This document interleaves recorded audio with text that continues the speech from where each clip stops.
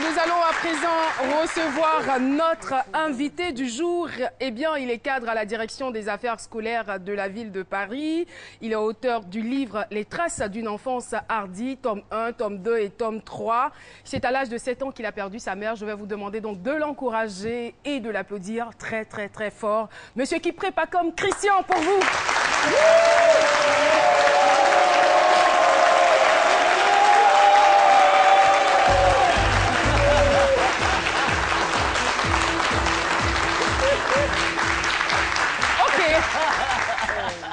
Monsieur Kipré, bonjour. Je m'appelle Papoutou.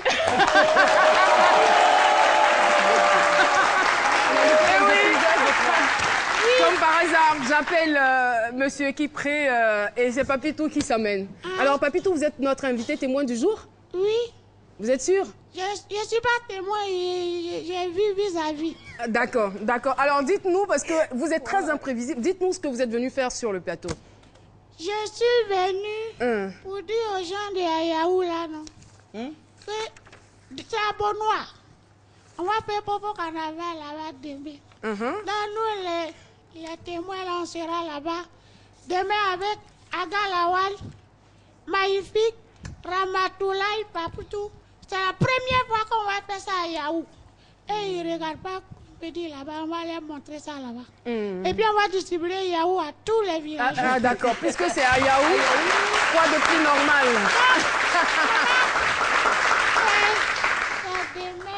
Demain, c'est demi. Eh Seigneur. Demain, on va partir. D'accord. Il y a beaucoup de... C'est mèche. Oh là, oh là, oh là. Ben, merci beaucoup, Papitou, d'être venu. Merci d'être venu sur notre plateau, Docteur Philo. Papidou, tu es venu à la place du tonton. On dit sa main n'est pas morte. Toi, ta main est morte, non? À toi de même. Oh là là. Merci beaucoup. Alors, Papitou, Soloko Germain est un humoriste et voilà, donc il est venu en trouble fait dans cette émission. Et je vais donc rappeler notre invité. Je rappelle qui est chef de mission à la direction des affaires scolaires de la ville de Paris, détaché au collège Lucifort dans le 20e arrondissement où il exerce depuis 2004. Il est aussi président France de l'association Les Zinzins du Bonheur. Monsieur Kipré Pacom, je pense que c'est le vrai qui arrive maintenant.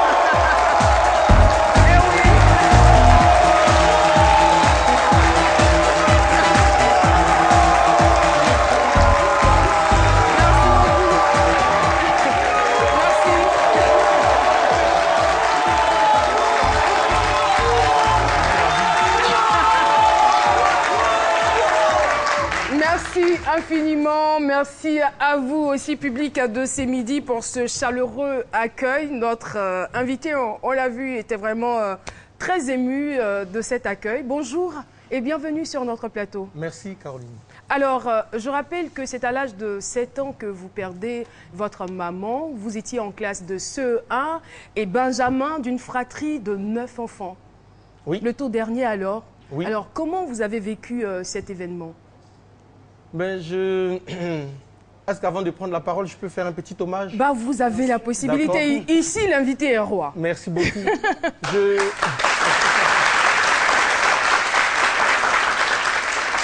Alors, j'étais étudiant journaliste à Paris, quand j'étais en galère de stage. Il me fallait faire absolument un stage. Et je me baladais comme ça, je suis tombé sur un magazine qui s'appelait à l'époque Afrobiz. J'ai vu derrière, dans l'ours, un numéro de téléphone.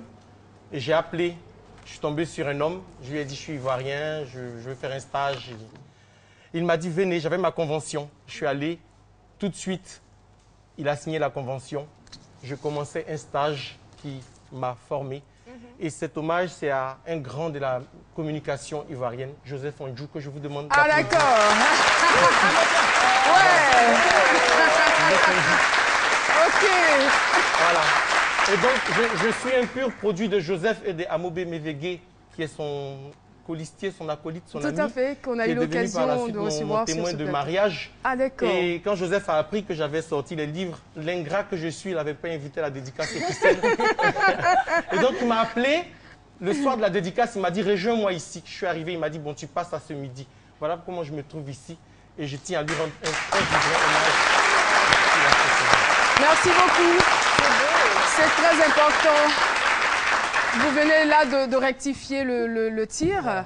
Voilà, vous venez de démontrer que vous n'êtes pas ingrat, que vous êtes plutôt reconnaissant. Et c'est bien. En tout cas, il n'y avait pas meilleure lucarne pour le faire, hein, pour montrer votre gratitude vis-à-vis de M. Joseph Ondzou. En tout cas, merci, merci de l'avoir fait. Et voilà. Donc, on revient donc à la question. Je disais que vous étiez très, très jeune et Benjamin, donc, d'une fratrie de 9 enfants lorsque vous avez perdu votre maman. Et on aimerait savoir comment vous avez vécu ce malheureux événement. Pour un enfant de 7 ans, c'est déjà violent. C'est déjà violent de perdre sa maman comme ça du jour au lendemain, qui était partie en voyage et qui... le jour de son retour, au lieu qu'on s'attende à son retour et qu'on court tous pour dire maman, maman, on a affaire à un vrombissement de voiture qui arrive à la maison, c'est les oncles, les tantes, les pleurs dans les maisons, tout de suite on comprend, bon voilà. Donc c'est déjà un choc qui s'installe dans une famille où, vous voyez bien sur cette photo, nous étions des escaliers, nous étions en escalier.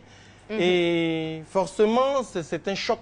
C'est un choc parce qu'on nous met devant, on nous confronte devant la réalité. C'était une époque où les enfants étaient mis face à la mort. Donc, il y a une chambre mortuaire, il y a maman qui est couchée dans une belle robe bleue qui scintille. Et puis voilà, le petit dernier que j'étais, parce que ce que mes tantes retiennent aujourd'hui de moi, maman, maman, maman, réveille-toi, maman, réveille-toi. Donc, tout ça, c'est scanné, ça reste. Et puis aujourd'hui, comme je dis, c'était un malheur pour moi qui aujourd'hui est devenu un bonheur parce qu'elle vit à travers de moi, à travers de tous les actes que je pose. Et quand c'est là... autrefois, quand c'était la fête des mères, j'étais triste. Mais maintenant, je suis plus triste parce que tout ce que mes amis aujourd'hui sur Facebook, quand tu n'as pas de maman, tu es mort. Ça, c'est sûr. Quand il y a la fête des mères, donc tout de suite, je me mets dedans. Et puis, il y a eu ces sœurs, mes tantes qui ont colmaté la brèche. Donc, du coup, comme je dis, c'était un malheur qui aujourd'hui est devenu un bonheur. On va peut-être essayer plus loin de savoir pourquoi, mais quels sont les souvenirs que vous gardez de cette maman partie trop tôt? D'accord. Je garde, enfin, évidemment, de très bons souvenirs. J'ai eu une maman infirmière scolaire qui travaillait au médico-scolaire d'Adjamé.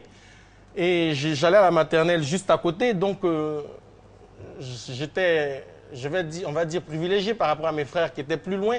Donc, quand elle me posait, elle revenait me chercher, partir à la maison, acheter les petites arachides, les toffees, les caramels, des choses comme ça.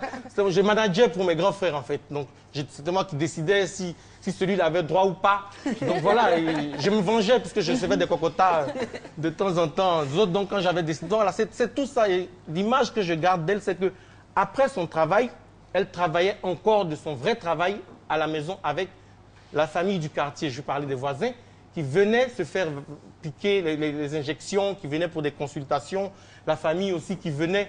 Donc, je disais tout à l'heure qu'on a affaire à une génération de mamans et de papas autrefois qui venaient à des métiers par vocation et qui prenaient leur métier à bras le corps. Aujourd'hui, on va te dire, moi je gagne quoi là-dedans, par exemple, quand tu demandes un service à quelqu'un. Voilà.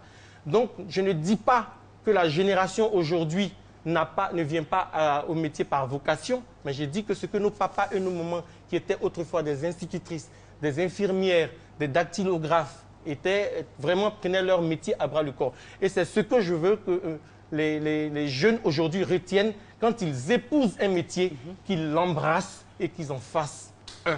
Voilà. Très important. Alors, vous disiez à l'instant que pour vous, votre maman n'est pas morte parce que vous avez réussi à la faire revivre. Comment donc est-ce possible? Oui, justement, dans ce texte, quand le tome 1 que voici est sorti, ceux qui ont lu l'œuvre tout de suite et qui étaient orphelins, déjà, je parle de ceux-là, j'ai eu un retour vraiment fabuleux de ce texte-là. La transition est quand même toute trouvée pour nous plonger dans les traces d'une enfance hardie. C'est ça. Et c'était des pleurs que j'ai arrivé quand même à... Parce qu'aujourd'hui, bon, pleurer pourquoi? Aujourd'hui, il faut rire, il faut sourire, il faut trouver que sa maman ou son père est dans la félicité. Et puis, voilà, on revient sur ces trucs-là. Parce que la violence, la mort est très violente en Afrique. Voilà, vous avez on enterre votre maman, elle a ses cantines qui sont là, ses pagnes qui sont partagées, tout le monde prend, voilà, ça reste. Tout ça, ça vous a choqué? Voilà, on ne se soucie même pas du fait qu'elle ait des filles qui pourraient en bénéficier plus tard. Bon, ces bijoux, voilà, c'est courant. Même pour les hommes, hein. Voilà, le monsieur n'est même pas encore enterré, qu'on pense à sa montre, ses frères pensent à sa chaussure. Voilà, voilà, ces voitures, voilà, ça choque. Et puis, voilà, on arrive comme ça, je suis parvenu comme ça à consoler les gens pour leur dire, voilà, il faut passer à autre chose. En ce qui me concerne, je sais que vous avez perdu votre maman, vous aviez 7 ans. Oui. Aujourd'hui, ça fait vraiment beaucoup de temps qui s'est écoulé. Vos souvenirs sont intacts, les souvenirs que vous avez. C'est-à-dire que c'est assez impressionnant parce qu'à 7 ans, on va dire, vous avez vécu quoi, cette année avec elle. On ne compte même pas les 1 an, 2 ans où les souvenirs ne sont pas vraiment. Et là, jusqu'à aujourd'hui, vous avez conservé les souvenirs intacts de votre maman. Oui, parce que j'ai une mémoire phénoménale. Ce n'est pas moi qui le dis. Hein. À la dédicace, Geneviève Ouané, qui est une grande femme de médias, qui a dédicacé le tome 2 de mon œuvre que voici, l'a dit dans sa présentation. J'ai la capacité de tout scanner. J'ai la capacité de narrer tout ce que j'ai vécu dans mes classes, à l'internat, les 400 coups aux profs qu'on a fait. Oui, parce qu'on n'a pas quand même été tout blanc comme neige. Sincèrement, quand j'ai commencé à vous lire, je me suis dit, ce monsieur, il avait absolument un journal intime. Oui, parce que... Vrai ou faux? Non, je n'avais pas. Et justement, c'est là que je dis que vous êtes un génie parce qu'on ne peut pas. Sincèrement, il faut vraiment lire ses œuvres pour se rendre compte à quel point, soit je me dis, peut-être qu'il a inventé certaines choses ou c'est ça un génie.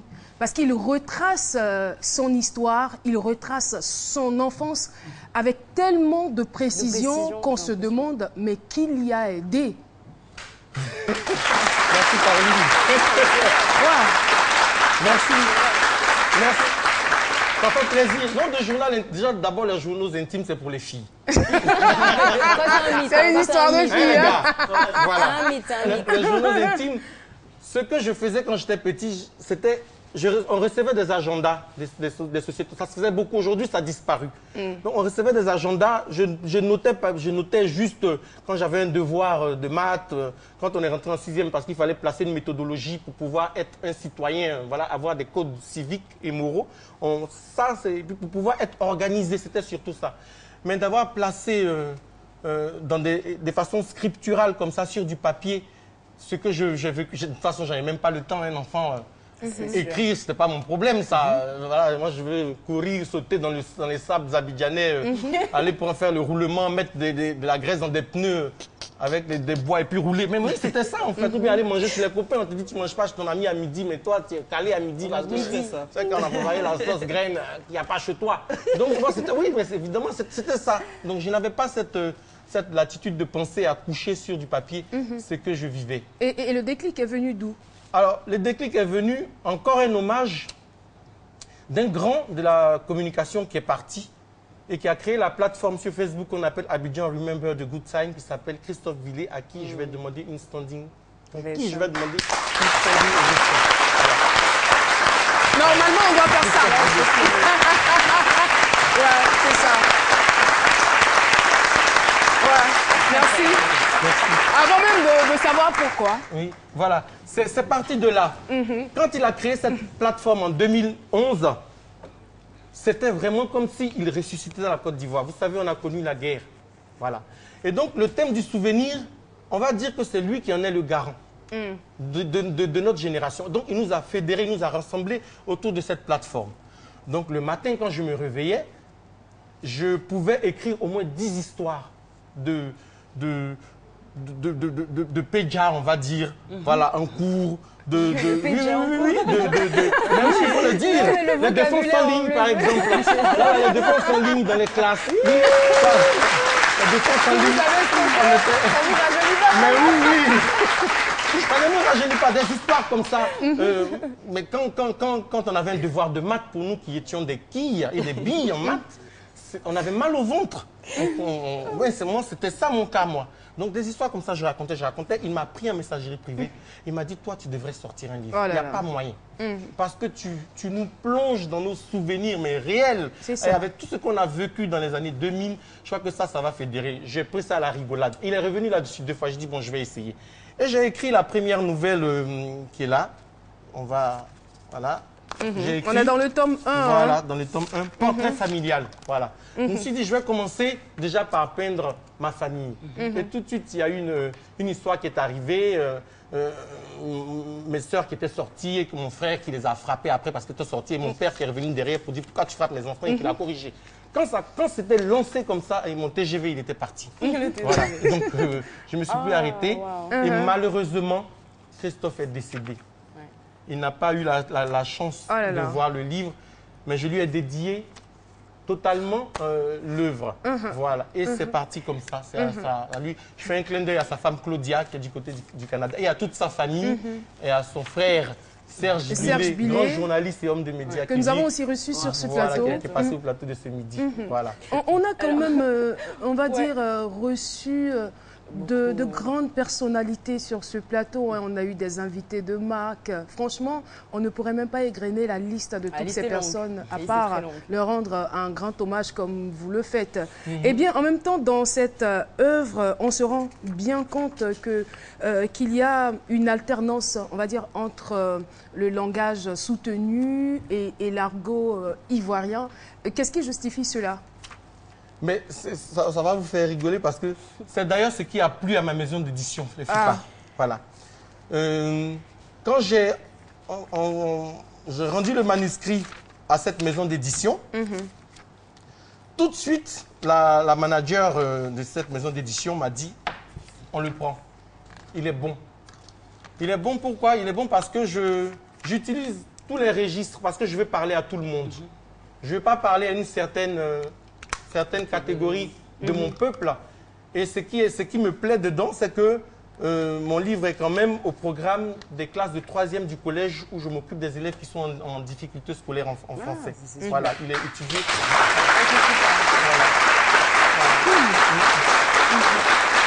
Alors, quand on écrit une histoire et qu'on fait partie d'un peuple qui a une autre façon de parler, je pense qu'il faut utiliser cela à bon escient. Voilà. Donc, quand tu vas écrire une phrase, tu vas vouloir dire « or ». Moi, le « or », je le remplace par « ja ». Et justement, ça rend les histoires beaucoup plus réelles et beaucoup plus proches de nous. Oui, docteur Philo. Oui, je vais revenir un peu sur les traces d'une enfance hardie. Vous avez dit tantôt que certaines personnes se reconnaissaient à travers vos écrits et que vous arrivez quand même à les consoler. Je vais dire, vous êtes écrivain, vous parlez comme vous. Est-ce que le décès de votre mère, je vais dire que est-ce que c'est vos larmes que vous utilisiez comme encre pour consoler ces personnes-là? Je n'ai plus de larmes. Depuis 7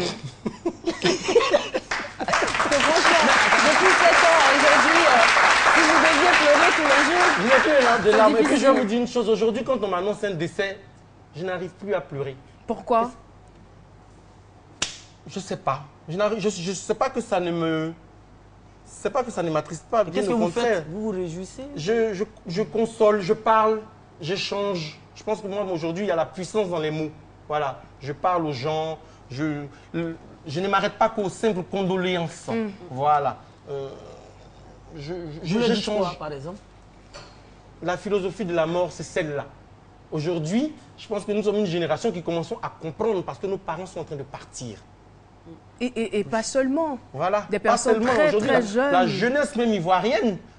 Aujourd'hui, on m'a dit qu'on a encore un second pays, c'est la plateforme, c'est les réseaux sociaux.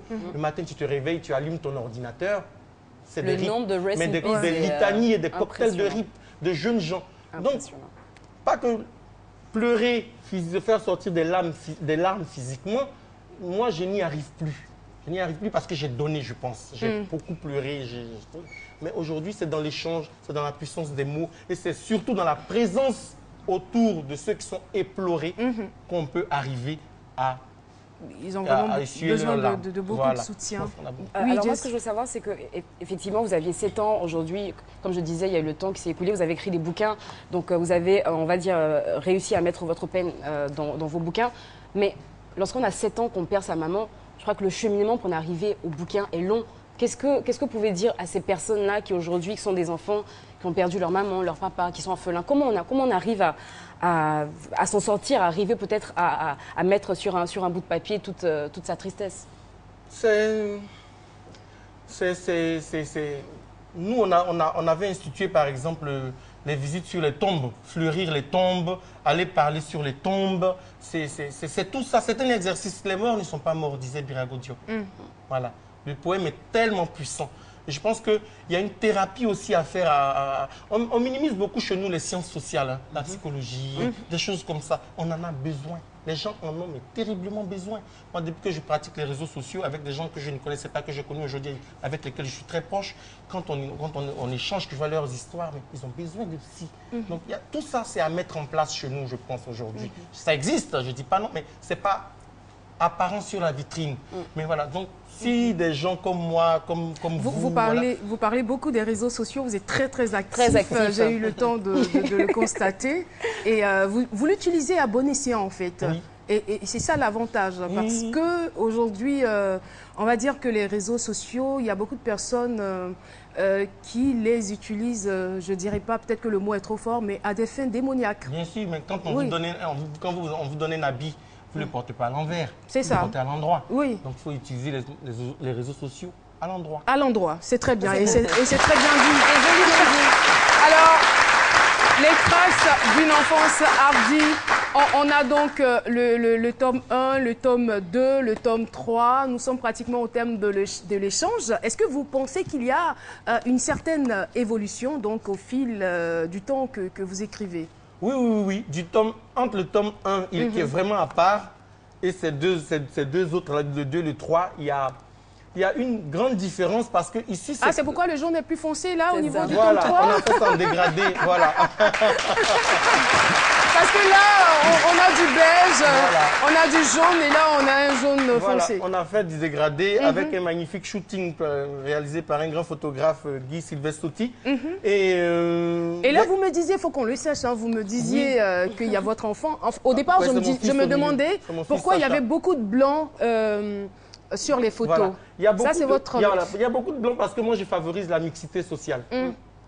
Et je me dis, et je sais qu'en Côte d'Ivoire, des enfants blancs, des enfants jaunes, des enfants verts sont allés dans des écoles publiques. Il y en a eu plein. Donc aujourd'hui, c'est tout ceci qu'il faut rassembler. Ça, là, on est dans les années 70, voilà, les années 70, 80, hein. voilà, c'est ça. Donc c'est pour ça qu'on a fait ce shooting-là à Paris, en mettant en situation des enfants, nos enfants. Ça, c'est les enfants des cadres zinzin du bonheur du groupe France. Donc voilà, on les a mis en situation. C'est moi qui ai monté le shooting, j'ai monté les textes. Et les enfants ont joué avec un grand photographe. Du coup, ce que je disais pour revenir au livre, il y a une différence parce que là, c'est mon autobiographie. Là, je ne parle que de moi, des histoires que moi j'ai vécues. Et sur le 2 et le 3, j'ai invité des copains à moi qui avaient des histoires à raconter, des histoires toujours sur le thème du souvenir et de l'enfance. Donc, ils se sont retrouvés là. Ils m'ont donné 2-3 lignes de leurs histoires et puis j'ai retranscrit fidèlement. Oh là là. Merci. Merci beaucoup.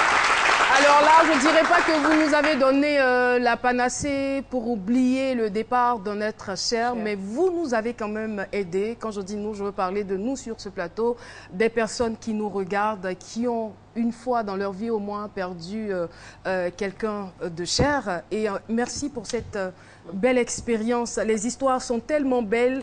Il est l'heure, sinon on aurait lu, parce qu'elles sont quand même courtes aussi.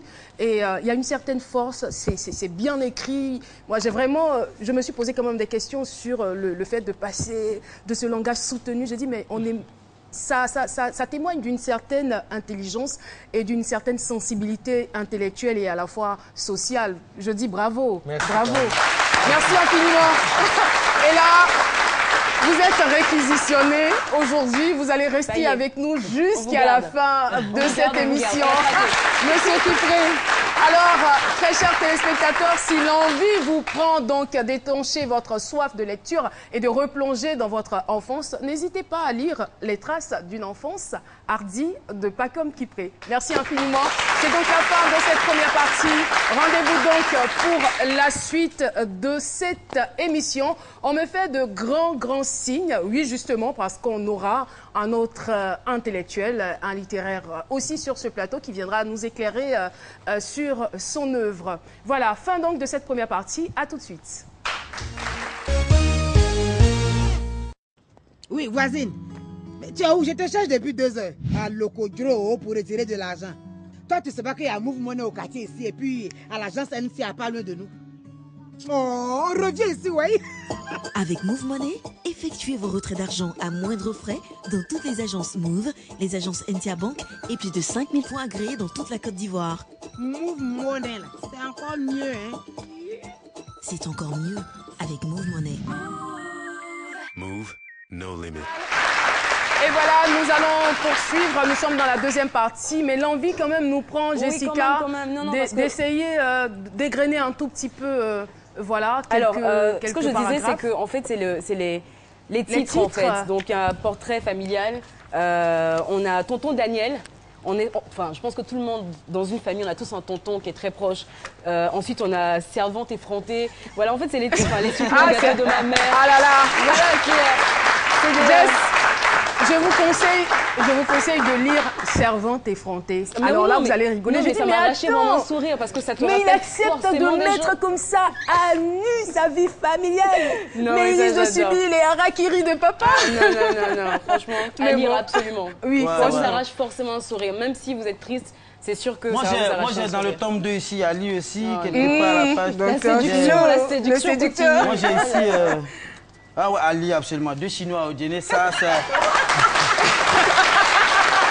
C'est pas vrai, hein, c'est pas dedans.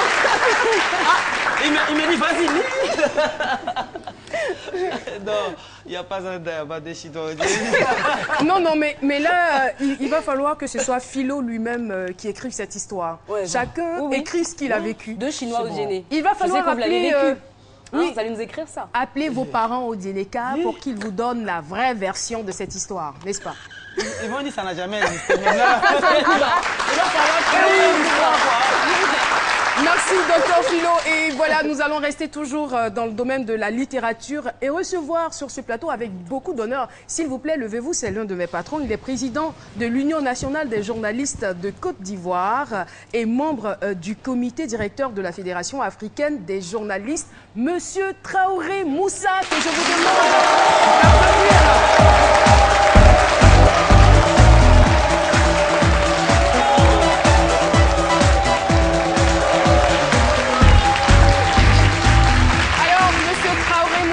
Bienvenue sur le plateau de ce midi. Vous avez eu déjà l'occasion de faire la rencontre de Monsieur Kipré, donc au cours de nos échanges. Bienvenue sur le plateau. Merci. Et vous m'avez dit que vous êtes un fan de ce midi. Franchement, ça m'a ravi le cœur. Ça m'a ravi le cœur.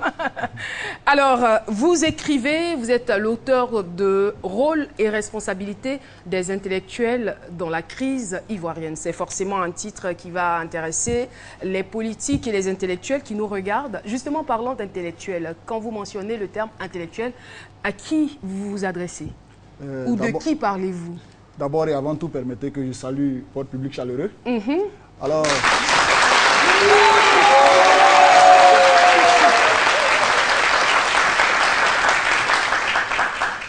merci. L'intellectuel, ce n'est pas forcément celui qui est allé à l'école. Un paysan qui n'est pas allé à l'école, qui sait faire la différence entre le bien et le mal, qui transmet le savoir, je pense que c'est un intellectuel. Mais au sens de cette œuvre, l'intellectuel, c'est le grand maître de la pensée qui transmet le savoir. Vous verrez que ce sont des grands professeurs que nous avons interrogés, des éminences grises véritablement qui ont écrit les plus belles pages de l'histoire de la Côte d'Ivoire. Et là, je vois donc les professeurs Samba Diarra, Zadi Zaourou, Barthélémy Kochi, Seri Bali, Ouraga Obou. Je vois aussi le directeur de Fraternité Matin, Vénance Conan, Ali Koulibaly, bon, et bien d'autres. La liste n'est pas exhaustive.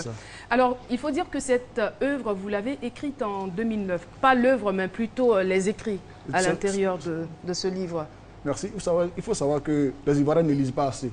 C'est pour cela que j'ai choisi un style simple et facile à lire, qui sont les interviews. Vous savez que moi-même, je suis journaliste, donc j'ai choisi un style qui est facile à lire. Et donc, c'est une série d'interviews qui ont été réalisées en 2009, parce que j'avais fait le constat que les intellectuels, les grands professeurs, disons, quand ils se retrouvaient à côté de ceux qui dirigeaient le pouvoir, ils contournaient la vérité. Et donc, Ayant fait ce constat, j'ai préparé un questionnaire. Avant de se retrouver, on va dire, au pouvoir, Oui, il disait la vérité de façon crue. c'est ça. Maintenant, Et quand ils sont après, au pouvoir, ils ne disent plus la Il ne vérité. dit plus la vérité. donc, Enfin, il contourne. Voilà, On préfère. ils Il contournent la contourne. vérité. Voilà. Choisissons un terme plus souple. Tout Ils à fait. contournent la vérité. Et donc, j'ai fait des interviews en 2009 que j'ai conservées. Et jusqu'en 2015, je me rends compte que ce qui a été dit en 2009 est d'actualité. Et donc, j'ai décidé en fin d'année dernière de sortir une œuvre pour essayer d'interpeller les Ivoiriens, d'interpeller en tout cas ceux qui gèrent nos différents États, pas forcément en Afrique, mais un peu partout. Vous savez qu'il y a un penseur qui me disait que quand le ventre se vide, le cerveau se remplit, et vice-versa. Et donc moi, j'ai décidé d'apporter cette œuvre comme ma contribution pour l'édification de la nation ivoirienne. Oui, d'accord. En tout cas,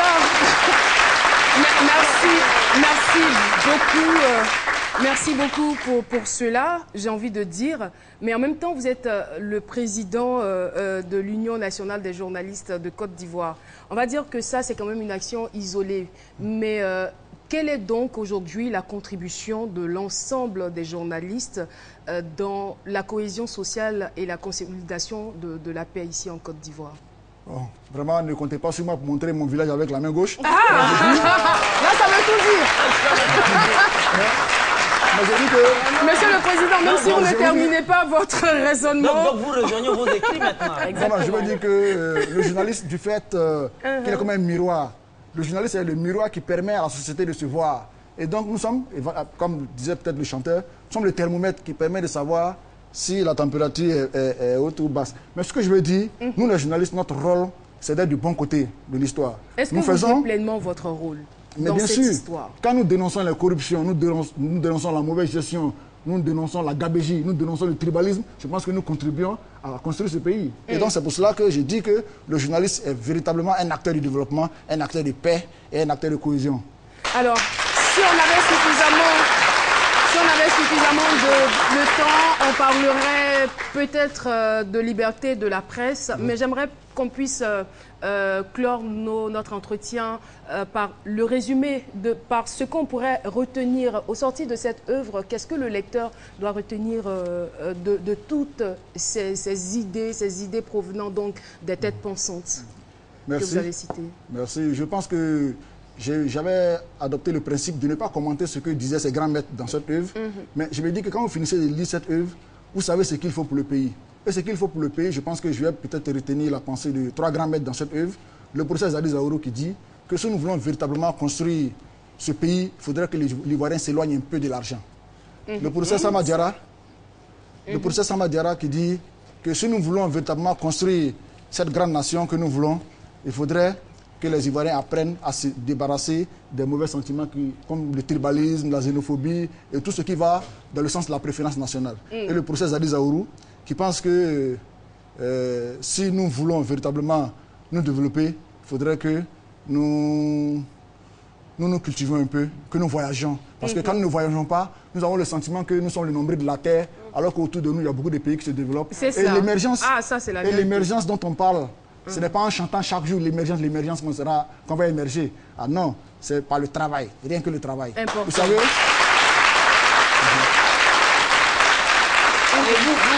Ils sont d'accord avec. Quel commentaire avez-vous apporté au propos de ces grands maîtres-là? Parce que si on doit s'éloigner de l'argent, en même temps nous dit de voyager, on va lever le transport. Je savais qu'il allait poser la question de l'argent. Alors, monsieur Kipré, vous avez quelque chose à ajouter? Oui, c'est un grand monsieur, on va l'applaudir encore. Merci. C'est un monsieur qui a vraiment le courage, parce que sortir une œuvre comme ça, vraiment, moi je félicite. Ce que je voulais dire, pour abonder dans son sens, on va parler de Bernard Dadier qui dit le travail et après le travail d'indépendance de mon enfant, n'être à la charge de personne, telle doit être ta devise. Ça, nous, on l'a appris en école primaire. Et puis, dans les années 60, si je ne me trompe pas, il y a un grand auteur français, René Dumont, qui a écrit « L'Afrique noire est mal partie ». Quand il a écrit ça à cette époque, tout le monde lui est tombé là-dessus. Mais des années après, on en est où? Ce qu'il dit dans son livre. En tout cas, merci beaucoup, monsieur le Président. Je veux lui dire merci également. Oui. Je veux lui dire merci également parce que c'est un grand homme. Depuis le matin, j'étais en train de parcourir son œuvre. J'ai vu que véritablement c'est un travail d'asset qu'il a fait. Il a une belle plume. Concernant le travail, je pense que même dans la Bible, c'est écrit Quand Saint Paul, oui. Saint Paul, moi je suis musulman, mais quand Saint Paul écrivait aux Thessaloniciens, il leur a dit, celui qui ne travaille pas ne devra pas non plus manger. Oui, bah oui. Bon. Merci beaucoup. Alors, on va clore donc cette partie. Merci infiniment, Monsieur Traoré Moussa. Et je rappelle que vous offrez donc une œuvre à quelqu'un du public. Eh bien, faites-moi de jolis sourires et je choisirai la personne. Merci d'être passé sur notre plateau. Oui, bien sûr. Et voilà. L'émission se poursuit. N'est-ce pas? J'espère qu'on va nous accorder encore 5 minutes. Et voilà. Merci beaucoup. C'est donc cette belle